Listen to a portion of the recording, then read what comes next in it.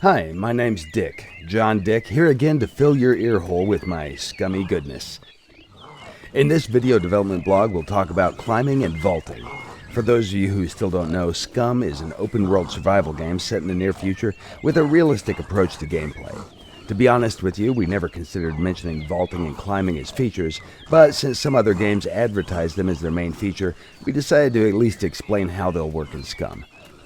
Picture yourself as this well-built guy enjoying his run when suddenly you get surrounded by a group of drunks leaving the club early in the morning. Luckily for you, SCUM allows you to keep your momentum and move fluidly through the level to avoid accidental pukes. But before we get into the details, we have to go back in time to explain how everything started. God, I love this part.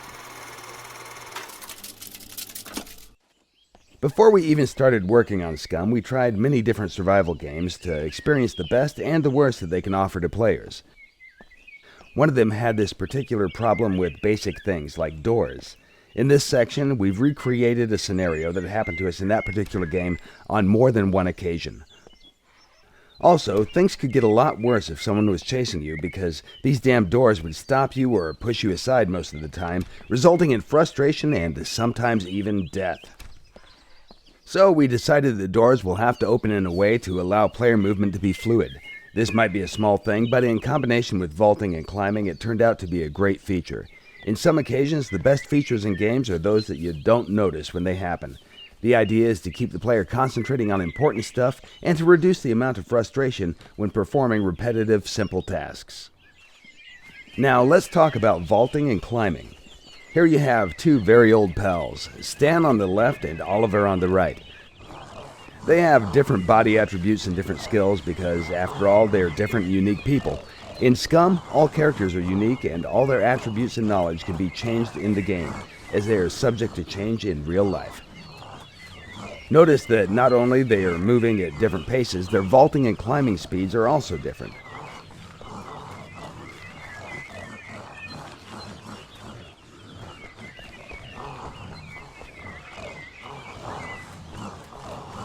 Stan has much better constitution, and his high dexterity makes him much faster than Oliver.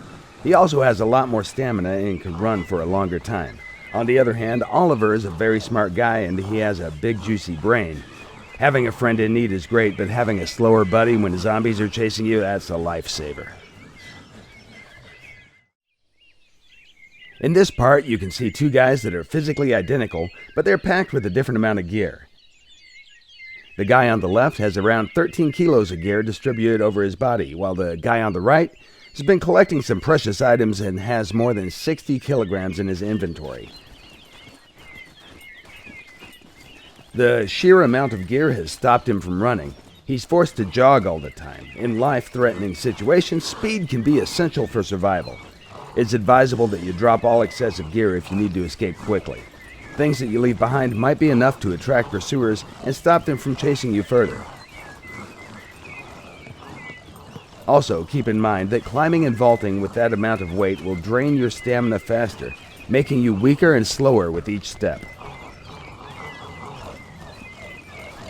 From all you've seen so far, it's clear that you don't have to go around obstacles like in some survival games, searching for broken fences or doors to go through. We made vaulting and climbing in order to allow players to move continuously through the level, but we also made them in a way that your character's abilities and gear will influence them all the time.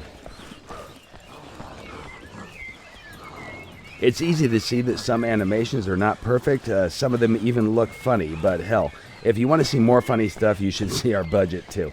However, climbing and vaulting mechanics work really well, and visuals can be easily polished during early access. Just imagine what else can be done if you show us some love. Who knows? Maybe one day we'll have free climbing and parkour in the game also.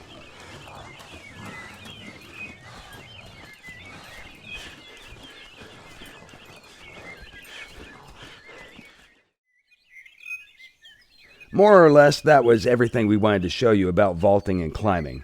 As we've said before, it's nothing special. It's just a feature that'll keep you focused on the gameplay instead of going crazy trying to get through a door. Furthermore, there are a lot of questions about the release date and if there will be a testing phase or not. The game has entered the first closed pre-alpha testing phase. We have a squad of badass U.S. Marines testing the game as we speak. Thank you for watching, and be sure to follow us on Facebook, Twitter, and our development blog at www.scumgame.com to find out more about things that will follow the first testing phase. Hoo-ah! By the way, did you notice this little cool thing that we did in the background? Watch closer.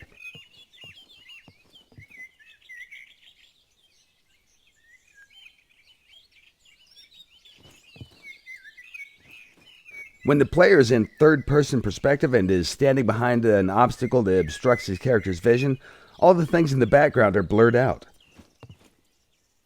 We use depth of field to reduce the advantage of third-person perspective over first-person perspective.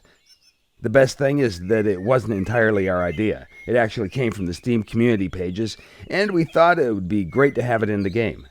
It still has to be tested, though, but how cool is that?